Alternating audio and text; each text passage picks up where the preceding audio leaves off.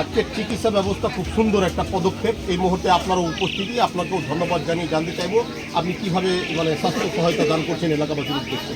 আজকে শিল্পনগরবাসীর জন্য যেহেতু এখানে একটা বন্যা কবলিত এলাকা, বন্যা কবলিত এলাকায় যেহেতু গঙ্গার জল এসে বিভিন্ন রকম দূষিত জল এসে মানুষ বিভিন্ন সমস্যার মধ্যে আছে, তার সাথে সাথে সাধারণ অবসরগুলো আছে, তার সঙ্গে সঙ্গে সেদেরও অনেক সমস্যা দেখা দিয়েছে।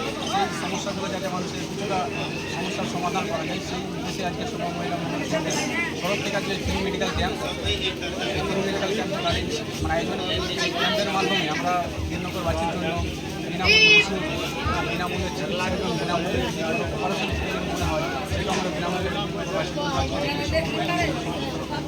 আপনার নাম? আমি